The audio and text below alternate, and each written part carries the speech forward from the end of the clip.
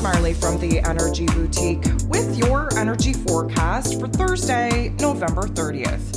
So welcome to the very last day of the month, which of course always applies a little bit of pressure as we need to learn and really absorb and really integrate the life lessons that November was meant to teach us. If you need to go back and take a listen to November's energy forecast, that intro video that I put out at the beginning of the month, just to refresh you on what November was supposed to teach us, was supposed to kind of open up our heart and minds to, definitely go ahead and do that. Not only is this the last day in November, this is also the last day that Mercury, ruler of the mental plane, ruler of information, communication, and how it is that we express ourselves, will be in this Sagittarius energy. We will be shifting into Capricorn energy, kicking December off, setting us up for a wild month of really pressurized thoughts, really kind of seeing our to-do list, seeing things from a different light, seeing things from a different perspective, and challenging our inner narrative, our inner dialogue. So of course, if you haven't taken a listen to December's energy forecast, I'm going to recommend you do so. If you haven't downloaded your December zodiac forecast, I'm going to recommend you do that as well. And if you haven't downloaded your Sagittarius Season E guide, where you can flip to where Mercury actually moves into Capricorn, I'm going to recommend you do that as well. Heads up, we are very much in the pre-retrograde shadow period with Mr. Mercury. We will go retrograde on the 13th, just hours after the new moon in Sagittarius peaks. So it is very advisable that you take a listen to the month ahead and that you understand the energies that are going to be thrown our way. So the moon is very much in her place of power in Cancer energy here today. And because of that, we are kind of introverted, we're kind of withdrawn, we are trying to stabilize in our thoughts, in our feelings. We are, typically speaking, wanting to stick to what is tried, tested, and true, what is comfortable, what is familiar, but we're also very aware that we have outgrown certain aspects of the old realm and reality. And in that realization, because of the Cancer energy being a cardinal sign, we are resistant to change unless we know in our heart and in our head that there's good reason to change and to move on. So really analyzing the parts of us that are holding on too tightly to aspects of the past that we've outgrown will be the aha moment that we need to have in order to shift our perspective, open up our head, open up our heart space to making a couple of changes, especially we're building a new foundation for us to be operating on in our inner realm and in our external realm as well. That is what we need to be focused on moving into December, is stabilizing our inner realm of thoughts and emotions so that we can see a little bit more stability in our exterior realm. So with that being said, we are definitely going to be challenged here today. We have some positive and of course some not so positive aspects in order to really challenge our heart space, challenge our mind space. There are 10 different aspects here today. 8 of them are going to involve the moon.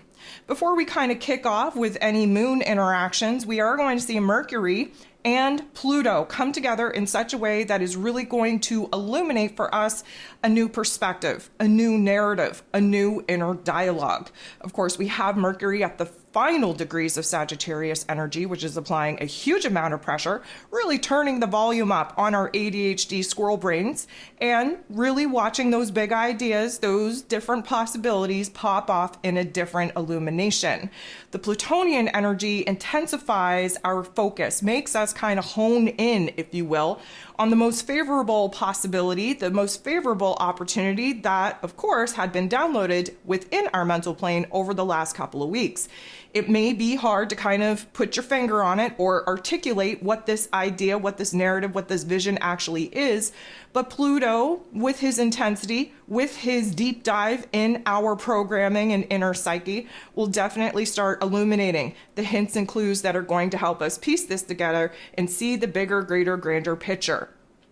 The moon is then going to interact with the sun in the most positive of ways, which of course is going to trigger an awareness, an illumination that has been previously hidden away from us. Now, the moon is very hypersensitive. We're super, super intuitive in this Cancer energy. And of course, the sun shining a bright light in Sagittarius energy wants us to try something new, wants us to move into foreign territory, wants us to kind of bust out of the same old that the moon in Cancer is very comfortable sitting in order for us to see the possibilities if we were to get out of our own way and stop holding on so tightly to what once was. This is going to be a huge level of an aha moment, an epiphany, of an awareness on where it is, like I previously mentioned, where we have outgrown certain aspects of the old version of self, that old reality, and being in awareness that that is no longer serving us, we are open, we are freed up to try something new. Again, the sun very much shining a bright light in Sagittarius energy. Venus, the goddess of love, beauty, worth, pleasure, and money, she's in her rulership in this Libran energy, really struggling to achieve balance, peace, and harmony, not only within herself, but within her personal relationship dynamics as well. Venus is going to be making a tough interaction with Neptune. Neptune, of course, is retrograde in Pisces energy. This is our soul contracts, our karma, our spirituality. This is our dreams, our intuition, our imagination. Now, of course, Neptune is the higher octave of Venus. We receive insights, visions, downloads because of that Neptune energy. Then we bring it into the physical body, the physical heart space, to really kind of percolate on whether that is something that excites us enough to actually pursue. That's where Venus is involved. She is our physical form. She is our heart space. So normally, if this was a positive interaction, we would definitely be downloaded with new information, new details, new vision, new insight, new dreams. But this is a tougher aspect, which means that we are going to be highlighted to the inner conflict, to the inner struggle. This part of us is definitely wanting to kind of see where it is that one part of us wants to think realistically, wants us to be rooted and grounded in the here and now, deal with the matter of facts. But the other part of us, especially where Neptune is involved, wants us to abandon reality and really lose ourselves in la la land, kind of conjure up a vision and a dream out of fantasy instead of real life situations, real life scenarios. So we can feel this back and forth. We can feel this push and pull. We can feel this tug of war to really kind of find and strike a balance, again, Venus and Libran energy, between letting the magic in of our fantasies, of our imagination, of our dreams, but still rooting it, grounding it in what could be possible, actual achievement. This particular energy also kind of blurs the lines, though. It can kind of make us be in a state of confusion, especially where our relationship dynamics and our current feelings are concerned. This could highlight some fear, some doubts, some insecurities that we're having about ourselves, about the relationship dynamics that we have, about our future prospects. Either way, there is this fogginess, this vagueness that Neptune really adds to this particular mix. And of course, Venus and Libran energy, she likes to stay in the shallow end of our thoughts, of our emotions, of our situations and circumstances anyways.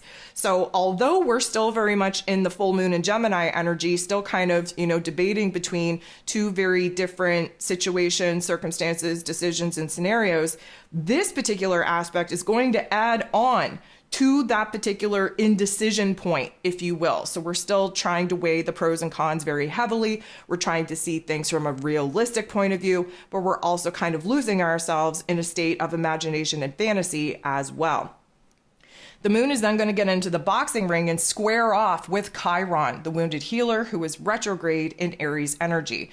This is going to put us in a difficult situation because we're feeling kind of vulnerable, I would say. The moon in Cancer has us in that state, and because Chiron retrograde in Aries energy is trying to help us really tackle the problematic areas that we're holding within ourselves, especially with how we see ourselves, how we're projecting ourselves, how we're kind of positioning ourselves, so to speak. We are going through a quote unquote identity crisis, although I choose to call it more of an identity rebranding.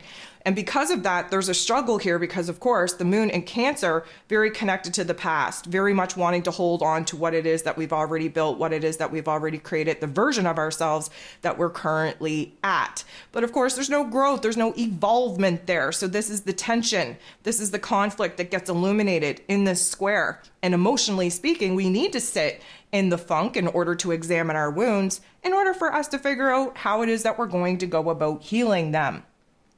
The moon then interacts with Saturn in not the nicest way. Saturn, of course, the Lord of Karma, he does bring a little bit of a negative Nancy, a little bit of a Debbie Downer type of attitude to the forum when he is not aspected in the most positive ways. This is going to put the weight of the world on our shoulders for just a second, because we understand, because Mr. Karma himself wants to push us into new roles and responsibilities because we leveled up energetically speaking, which means that we're in a new karmic playing field. But again, the hesitation and resistance from the Cancer energy to want to grow, to want to evolve, is keeping us in a state of paralysis. So here we have this friction, this tension being illuminated, because we know we have to kind of make a move, but we're not prepared to do that right now, especially emotionally speaking. We're feeling real and raw and vulnerable. We feel the weight, we feel the pressure, we feel the intensity, but we just aren't prepared to boss up and do what Mr. Saturn wants us to do at this particular moment.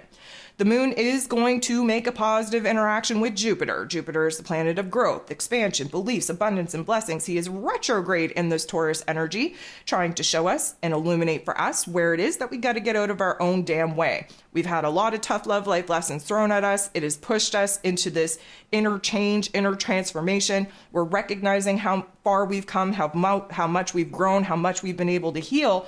And because of that, now we're in a different position to see the possibilities and the opportunities that are now available to us now that we've done a little bit of work on our self-worth, on our self-confidence. So speaking of confidence, Mr. Jupiter, he's the most optimistic, most confident type of energy that we could be tapping into.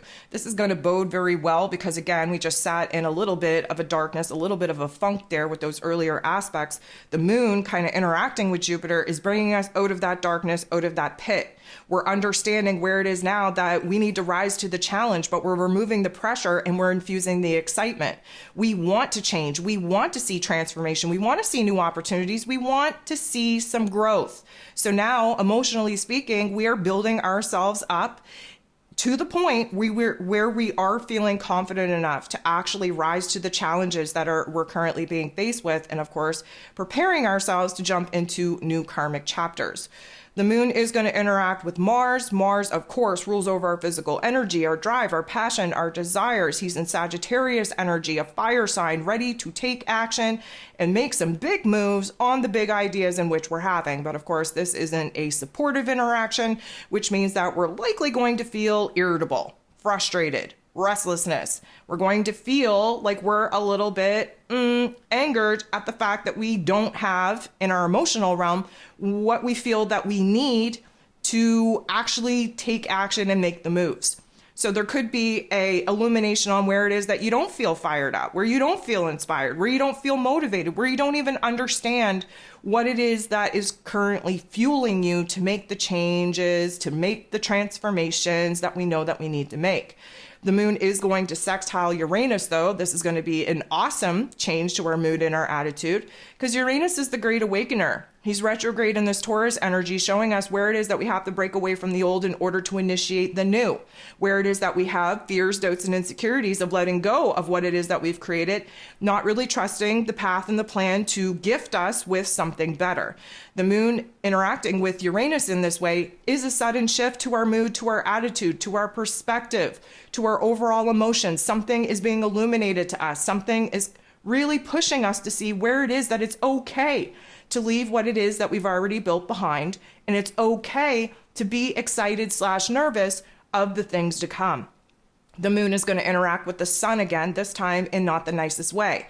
So this time we are going to have an awareness, an aha moment on where it is that we're resisting the change, where it is that we're actually blocking the progress, where it is that we are so tied up with romanticizing the past that we're not even being real with ourselves with how the past actually unfolded. The sun just trying to encourage us to think outside of the box, to step into new foreign territory, to really experiment, to explore this new version of self, these new emotions, these new thoughts, these new ideas. However, The moon has an emotional hold on us right now because, again, in its rulership and Cancer energy, which means that we are likely going to be sitting in a very uncomfortable situation in our thoughts, in our emotions. We're essentially blocking the ability to even think about wanting to change, wanting to pursue something different, which of course is a major change from the earlier aspects that were really helping to build us up. Now, the last thing that we have going on here today is the moon in Cancer getting into the boxing ring and squaring off with the North Node in Aries energy. This just kind of feeds off of, I'm going to call it the holding pattern that we just entered into, not willing to think about the future, not willing to think about making changes, just holding on and looking back to the past for dear life. This is going to really kind of, I'm going to say, turn up that intensity, because a square creates a tension and a conflict point. And of course, with the North Node in Aries, that's the soul path that we need to get on. That is the direction that we need to be walking in. But of course, the moon in Cancer, still very much looking back into the past, very resistant to change, very much standing very firmly in this current position of not even wanting to think about the future. This is going to show us where it is that we're blocking our own progress, where there is no growth, there is no healing if we continue to hold on to the old and not adopt any kind of excitement or anticipation to even try something new.